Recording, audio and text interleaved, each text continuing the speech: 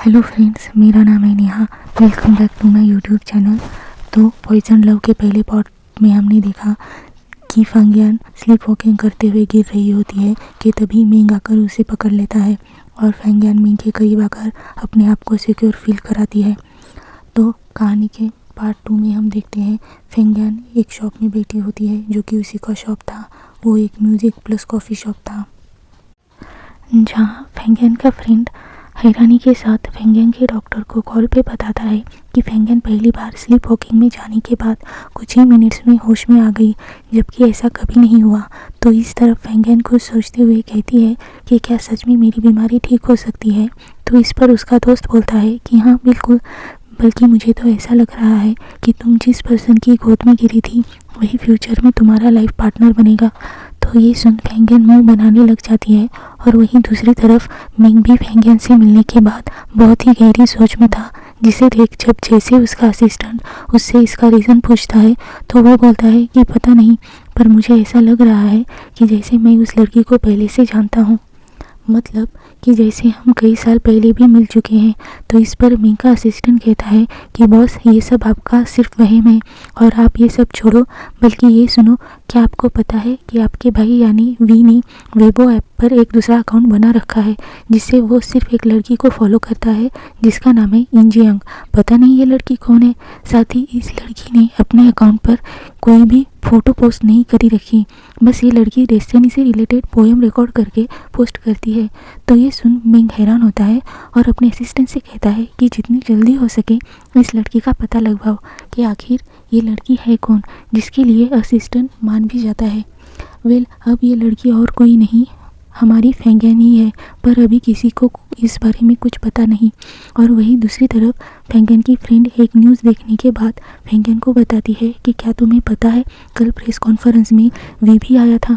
पर फिर वो तभी वी के कोट को नोटिस करते हुए बोलती है कि और ये तो पीछे से बिल्कुल उसी पर्सन की तरह दिख रहा है जिसकी गोद में फेंगियन जा गिरी थी, क्योंकि मैंने उस पर्सन को पीछे से जाते हुए देखा था।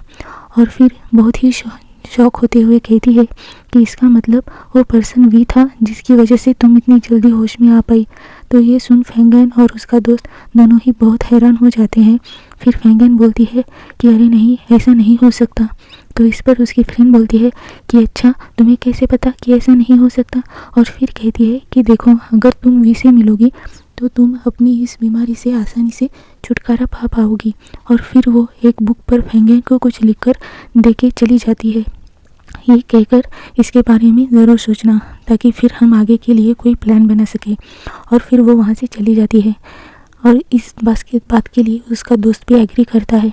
पर जब दोनों वहाँ से चले जाते हैं तब फेंगियन उस बुक को ओपन करके देखती है तो उस पर उसकी फ्रेंड ने उसके लिए लिखा होता है कि how to sleep with V. तो ये देख फेंगियन बहुत हैरान हो जाती है। एंड देन वापस घर आने के बाद वो अपने वेबो अकाउंट यानी इंजियन आईडी पर एक पोएम रिकॉर्ड करके पोस्ट करती है जो कि डेस्टिनी के ऊपर थी, क्योंकि वो डेस्टिनी के ऊपर बहुत ही ज़्यादा बिलीव करती है।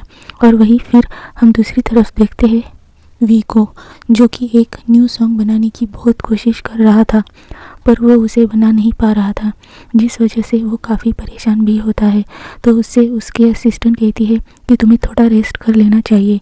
तो ये सुन जब जैसे ही वी अपना मोबाइल ओपन करता है तो उसके पास फेंगियन की पोएम की नोटिफिकेशन आती है, क्योंकि जैसा कि मैंने आपको बताया कि वी अपनी सेकंड आईडी से सिर्फ एक नाम की आईडी को ही फॉलो कर रखा है जो कि और किसी की नहीं बल्कि फेंगियन की है। अब वी फेंगियन की पोएम और उसकी स्वीट वॉइस को सुन के बहुत ही ज़्यादा खुश होने लग जाता है। एंड देन फेंगियन को कमेंट कर उससे पूछता है कि आप डेस्टिनी पर इतना बिलीव क्यों करते हो, जिसे फेंगियन रीड तो कर लेती है बट कोई रिप्लाई नहीं देती।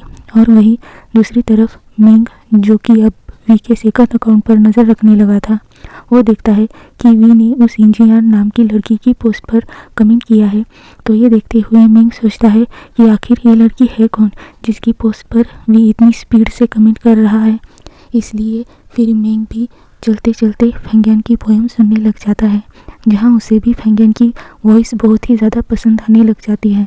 इतनी ज़्यादा कि उसे सुनते सुनते वो फेंगियन की शॉप के बाहर ही पहुंच जाता है, जिसको फेंगियन भी देखने लग जाती है। और फिर जैसे ही फेंगियन की पोएम ख़त्म होती है तो बाहर बारिश स्टार्ट हो जाती है और मिंग भीगने लग जाता है। कि तभी पीछे से फेंगियन छाता लेकर आती है और मिंग को छाते से कवर कर लेती है। फिर जब मिंग पलट के उसकी ओर देखता है तो वो उसे पहचान लेता है कि इस लड़की को मैंने पहले 2 बार देखा है और ये मेरे पास आकर गिर गई थी। और फिर मिंग यहाँ फेंगियन को बड़े प्यार से देखने लग जाता है और वो अपने आप फेंगियन की तरफ अट्रैक्ट हो रहा था और फेंगियन भी मिंग को देखते हुए बड़े प्यार से स्माइल करती है और बाद में बोलती है कि अगर आपका घर दूर है तो आप हमारी शॉप में आकर बारिश के रुकने का वेट कर सकते हो, क्योंकि हमारी म्यूज़िक प्लस कॉफ़ी शॉप है। तो ये सुन इस बात के लिए मिंग मान जाता है एंड उसकी शॉप में चला जाता है, जहाँ वो फेंगियन की शॉप की सभी म्यूज़िक एल्बम को देखता है एंड फेंगियन अपनी साफ़ सफाई में लग जाती है। पर फिर मिंग चुपके से फेंगियन को देखने लग जाता है, क्योंकि वो कहीं ना कहीं खुद ब खुद फेंगियन से अट्रैक्ट हो रहा था। पर फिर वो पीछे होकर खुद से कहता है कि आखिर मुझे हो क्या गया है, भला मैं ऐसा क्यों कर रहा हूँ। और वही फेंगियन सफाई करते हुए जब एक म्यूज़िक एल्बम को उतारने के चक्कर में गिरने ही वाली थी कि तभी पीछे से मिंग वहाँ आकर उसे पकड़ लेता है, जिस वजह से ये दोनों एक दूसरे के बहुत क्लोज आ जाते हैं। और फेंगियन हैरान होकर मिंग को देखने लग जाती है कि तभी मिंग पीछे होकर बोलता है कि मुझे कुछ समझ नहीं आ रहा, इसलिए प्लीज़ आप मुझे कोई एल्बम सजेस्ट कर दो। तो ये सुन फेंगियन खुश होकर बोलती है कि हाँ क्यों नहीं, और फिर वो मिंग को उसी के भाई यानी वी की म्यूज़िक एल्बम सजेस्ट करने लग जाती है। और अब फेंगियन वी की बहुत बड़ी फ़ैन है, इसलिए वो वी की बहुत सारी तारीफ़ भी करने लग जाती है, जिसे सुन मिंग को बिल्कुल भी अच्छा नहीं लगता। इसलिए वो उसे कोई दूसरी एल्बम दिखाने के लिए बोलता है और कहता है कि वैसे तुम्हारा फेवरेट सॉन्ग कौन सा है। जिस पर फेंगियन मिंग को डेस्टिनी सॉन्ग निकाल कर देती है और बताती है कि उसे डेस्टिनी पे बहुत ही ज़्यादा बिलीव है, जिसे देख मिंग कहता है कि ये सब बकवास है, मतलब कि मैं डेस्टिनी पर बिल्कुल भी बिलीव नहीं करता, क्योंकि हम जो कुछ भी करते हैं या फिर जो कुछ भी सेलेक्ट करते हैं वो सब ऑलरेडी डिटरमाइंड होता है, ना कि डेस्टिनी जैसी कोई बकवास चीज़। तो इस पर फेंगियन मिंग से बहस करने लग जाती है कि नहीं, डेस्टिनी होती है जो वो कर जाती है जिसके बारे में हम कभी सोच नहीं सकते। पर मिंग उसकी बातों पर एग्री नहीं करता, तो वो बोलती है कि आप इधर आइए और कहती है कि यहाँ से जितने भी पर्सन जा रहे हैं हम उन्हें काउंट करेंगे, अगर 10 के काउंट करने पर यहाँ से एक भी कपल गुजरा तो ये डेस्टिनी होगी, जिसके बाद आपको डेस्टिनी पर बिलीव करना ही होगा, और अगर ऐसा नहीं हुआ तो मैं ये एल्बम आपको फ्री में दे दूँगी। तो इसके लिए मिंग मान जाता है। पर अफसोस जब फेंगियन सभी लोगों को काउंट करने लगती है तो तब वहाँ से एक भी कपल नहीं गुजरता, जिसे देख वो काफ़ी ज़्यादा उदास हो जाती है, क्योंकि वो ऑलरेडी 9 तक काउंट कर चुकी थी। तो फेंगियन को उदास देख मिंग फेंगियन की आंखों के आगे हाथ कर देता है और तब तक अपना हाथ नहीं हटाता जब तक वहाँ पर कोई कपल आ नहीं जाता। इसलिए जब जैसे ही फाइनली वहाँ से एक कपल गुजरता है तो उसे देख मिंग फेंगियन की आंखों पर से अपना हाथ हटाकर बोलता है कि 10। तो ये देख फेंगियन बहुत ही ज़्यादा खुश हो जाती है, पर फिर वो कहती है कि ना आप जीते और ना मैं हारी, इसलिए मैं ये एल्बम आपको गिफ्ट कर रही हूँ, जिसके लिए मिंग मान जाता है।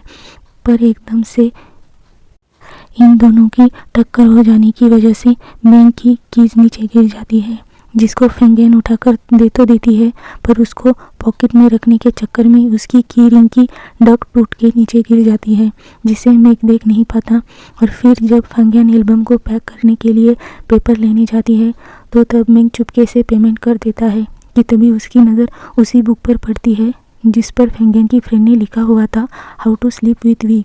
तो ये देख मिंग को काफ़ी ज़्यादा गुस्सा आता है और फिर वो फेंगियन के वहाँ आने से पहले ही गुस्से में वहाँ से चला जाता है। तो यहीं पर इस ड्रामे का सेकंड पार्ट ख़त्म होता है। अगर स्टोरी अच्छी लगी हो और वीडियो अच्छा लगा हो तो वीडियो को लाइक और चैनल को सब्सक्राइब कर देना। Thank you guys.